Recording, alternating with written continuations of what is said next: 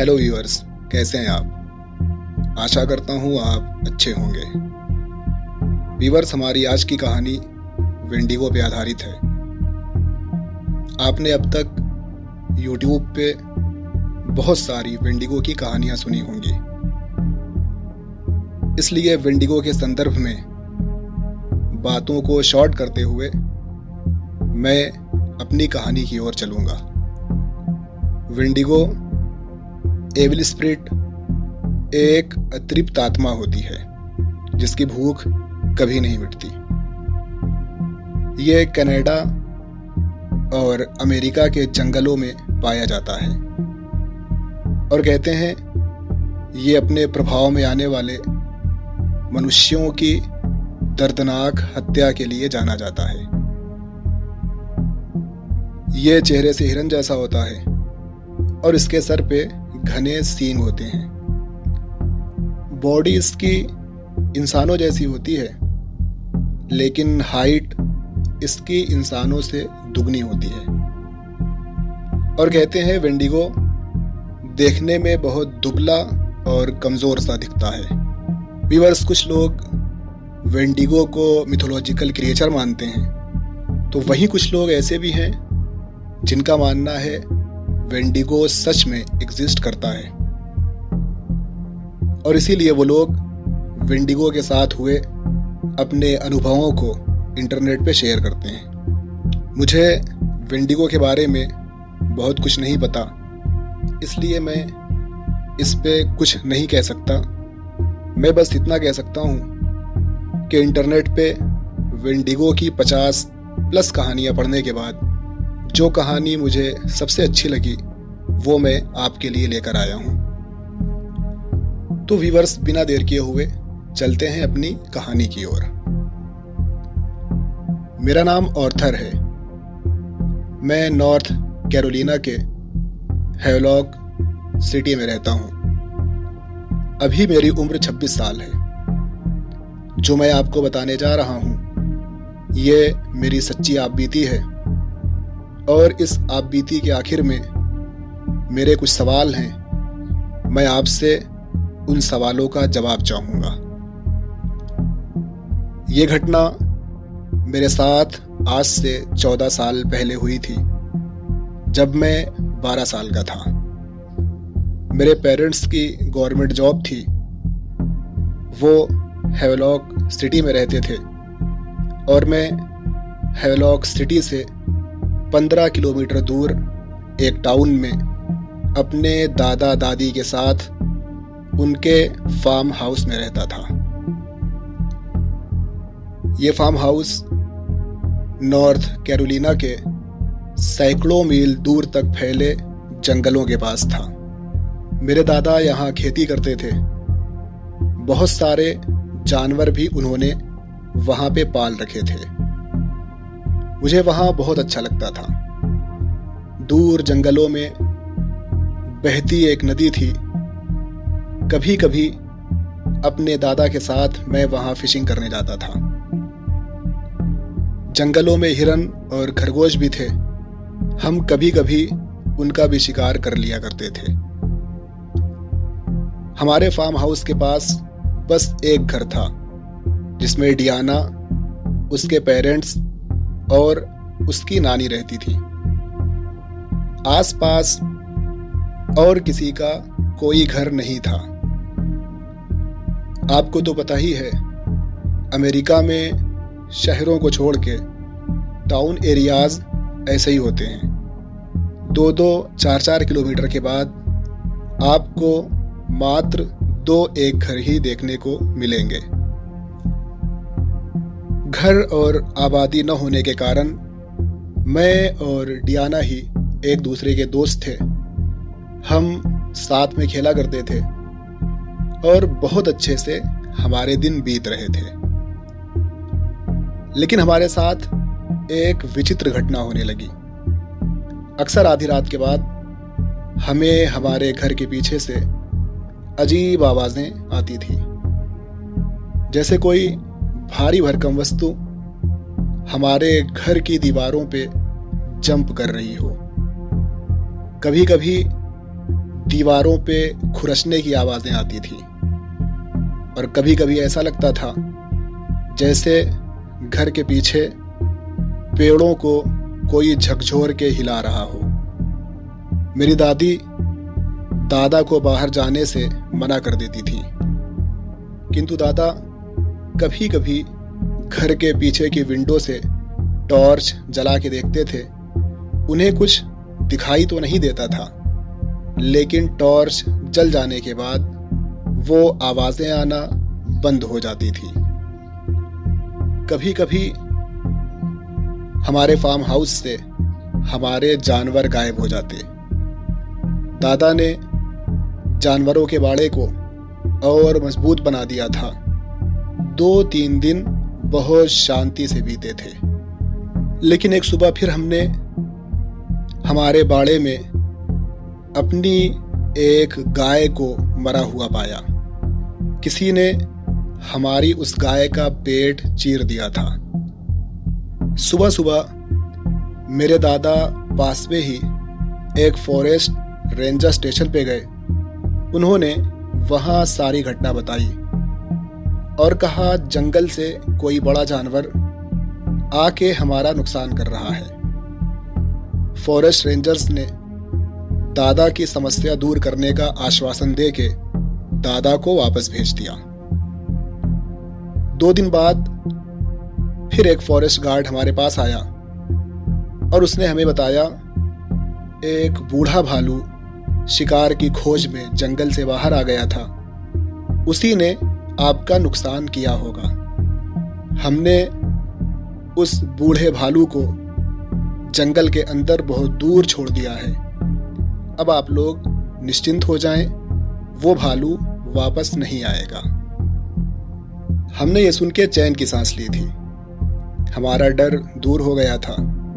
हम फिर से सब भूल के खेलने कूदने में मस्त हो गए थे। दादा ने हमारी पूरी प्रॉपर्टी में फेंसिंग कर दी थी। हम अपने साथ हुए इस एक्सीडेंट को भूल गए थे। फिर एक दिन दादा किसी काम से हैवलॉक सिटी गए थे। शाम का समय था। अंधेरा होने में आधा पौना घंटा बचा हुआ था। मैं और डियाना खेल रहे थे। तभी मेरी दादी ने मुझे बुलाया। उन्होंने मुझे कुछ पैसे दिए और बोली स्टोर से ब्रेड और अंडा लेकर आओ। साथ में दादी ने यह भी कहा ऑर्थर जल्दी आना, रास्ते में कहीं रुकना मत। मुझे जिस स्टोर पे जाना था वो हमारे फार्म हाउस के रास्ते की ढलान से उतर के थोड़ी दूर चल के जंगल से सटे हुए हाईवे पे पड़ता था। डियाना भी मेरे साथ स्टोर तक जाने के लिए तैयार हो गई। हमें जल्दी वापस भी आना था, लेकिन हम बच्चे थे। जब हम हाईवे पे पहुंचने के लिए ढलान से नीचे की तरफ उतरने लगे तो हमने देखा ढलान पे उगी हुई हरी घासों में एक खरगोश का बच्चा घास चर रहा था। हम वहीं पे रुक गए। हमने खरगोश के बच्चे को पकड़ा और उसके साथ खेलने लगे। लेकिन फिर थोड़ी देर के बाद हमें ध्यान आया कि अंधेरा होने वाला है। इससे पहले कि पूरा अंधेरा छा जाए हमें वापस अपने घर भी जाना है। हम ढलान से उतर के हाईवे पे आए और जल्दी जल्दी चल के स्टोर तक पहुंचे। रास्ता धुंधला हो रहा था, अंधेरा बढ़ रहा था। हमने ब्रेड और अंडा खरीदा। जल्दी जल्दी हम अपने घर की तरफ वापस जाने लगे। जब वापसी में हम जंगल से सटे हुए हाईवे पे चल रहे थे, हमने फील किया जंगल में कोई वस्तु है जो हमारी बराबरी में चलते हुए हमारा पीछा कर रही है। हमने उसे मुड़ के देखना चाहा, लेकिन वो हमें नहीं दिखाई दे रही थी। हमें बस पत्तों पे किसी के चलने की आवाजें आ रही थी। हमने दौड़ना शुरू कर दिया। हमने महसूस किया वो अनजान वस्तु भारी कदमों से हमारे साथ दौड़ रही है।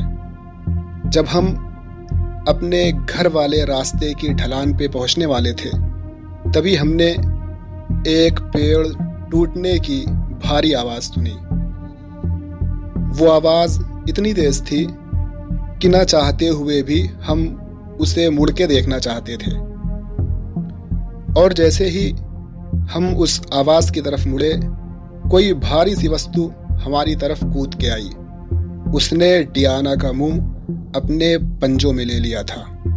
डियाना उसके पंजों में छटपटा रही थी। मैं अचानक हुए इस खौफनाक हमले से थर्राने लगा था। मेरे हाथ का सामान वहीं जमीन पे गिर गया। मुझे कुछ समझ में नहीं आ रहा था। मैं हक्का बक्का एकटक बस उसे ही देखे जा रहा था। मेरी सांसें तेज हो रही थी। मेरा दिल जोरों से धड़क रहा था। मुझे ऐसा फील हो रहा था मानो अभी मेरी सांसें बंद हो जाएगी और मैं मर जाऊंगा। मैं जो देख रहा था उसे 100% अपने शब्दों में आकलन नहीं कर सकता, लेकिन मैं 12 साल का होने के बाद भी उसकी कमर तक आ रहा था। उसके शरीर से सड़े हुए मांस की बदबू आ रही थी। उसके पैर और पेट बहुत पतले थे, लेकिन उसके शोल्डर मस्कुलर और चौड़े थे। उसकी अपर बॉडी काले बदबूदार बालों से घिरी हुई थी। सर पे हिरन जैसे लंबे सींग थे। उसकी 2 बड़ी बड़ी आंखें डिम येलो लाइट जैसी जल रही थीं। वो इतनी तेज तेज सांसें ले रहा था मानो वो मीलों दूर से दौड़ते हुए हमारे पास पहुंचा था। तेज सांसों की आवाज उसके गले से ऐसे निकल रही थी जैसे एक बड़े ड्रम में कोई गहरी गहरी सांस ले रहा हो और उसकी आवाज ड्रम के अंदर टकरा के बाहर आ रही हो। मैंने एक चीख निकाली और अपने घर की तरफ भागने लगा। वो अब मेरा पीछा नहीं कर रहा था। मैं घर पहुंचा। रोते रोते मैंने सबको ये पूरी घटना बताई। मेरी दादी, डियाना के पेरेंट्स सब उस जगह दौड़े, लेकिन वहां अब कोई नहीं था। डियाना की मॉम का रो रो के बुरा हाल था। पुलिस वाले आ चुके थे। उन्होंने मेरा बयान लिया, लेकिन मेरी कुछ बातों को उन्होंने मेरा डर और वहम बता दिया। Search and rescue team alert हो चुकी थी। हर जगह ढूंढा गया, लेकिन डियाना कहीं नहीं मिली। दूसरे दिन बिल्कुल सुबह उन रेंजर्स को मेरे घर के पीछे एक छोटे बच्चे का कटा हुआ हाथ मिला।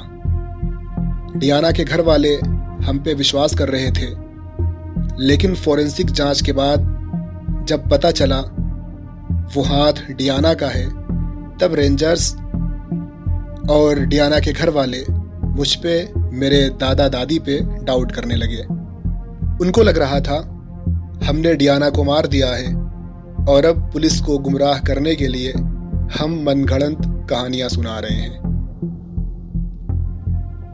हमारे पूरे फार्म हाउस की इंक्वायरी हुई और फिर हमसे कहा गया जब तक डियाना का कुछ पता नहीं चल जाता तब तक हम कोऑपरेट करें और टाउन छोड़कर कहीं बाहर न जाएं। हम बहुत दुखी थे। मुझे डियाना को याद करके बहुत रोना आ रहा था। मैं उस दिन डियाना को अपने साथ क्यों लेकर गया था। पुलिस हम पे नजर रखे हुई थी। पर डे 2 पुलिस वाले मेरे फार्म हाउस पे रहने लगे।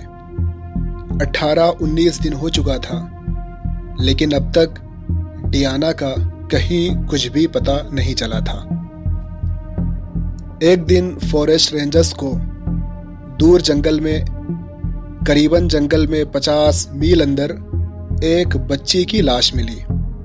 उसका सर तो था, लेकिन आधी बॉडी गायब थी। मैं आखिरी बार उस डेड बॉडी को देख नहीं पाया था, लेकिन उसके पेरेंट्स ने उस लाश को पहचान लिया था। वो बॉडी डियाना की थी। फोरेंसिक रिपोर्ट में बताया गया ये एक बड़े भालू का हमला था।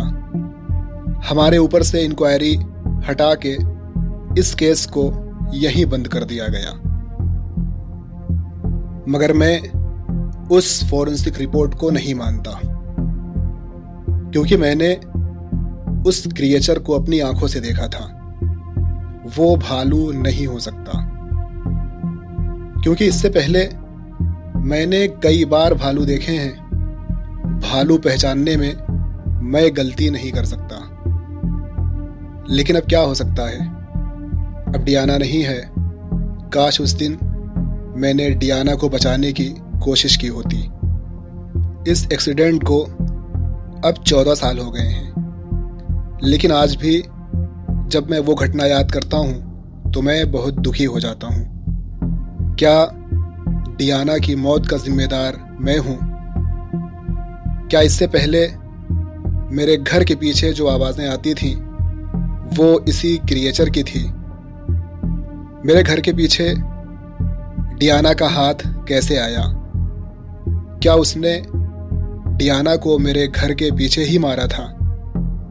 डियाना की आधी बॉडी 50 मील दूर जंगल के अंदर कैसे पहुंची? मैंने सुना है वेंडिगो भूखा रहता है। अगर वो सच में वेंडिगो था तो उसने डियाना को खाया क्यों नहीं? इसके बाद ही मेरे दादा दादी ने मुझे हैवलॉक सिटी भेज दिया, मेरे पेरेंट्स के पास। मेरे दादा ने पूछने पर भी मुझे कुछ नहीं बताया। शायद उन्होंने उसको इससे पहले भी देखा था, या शायद वो सब जानते रहे हों। बाद में वो मुझको बताते, लेकिन इस घटना के कुछ महीनों बाद वो जानवरों के उसी बाड़े में मृत पाए गए। डॉक्टर्स बताते हैं दिल का दौरा पड़ने से मेरे दादा की जान चली गई थी। मगर न जाने क्यों मुझे ऐसा लगता है जिसे देखकर मेरा दिल जोरों से धड़का था। शायद उस रात बाड़े में मेरे दादा ने उसी को देख लिया होगा। तो व्यूअर्स, ये थी हमारी वेंडिगो पे आधारित आज की कहानी। आशा करता हूँ आपको पसंद आई होगी। अगर आप फ्यूचर में इस जैसी और भी कहानियाँ सुनना चाहते हैं तो हिंदी नाइटमेयर्स को लाइक और सब्सक्राइब करें। बेल आइकन दबाना न भूलें। और फिर मिलते हैं बहुत जल्द एक नई और सच्ची कहानी के साथ। तब तक के लिए good bye and take care.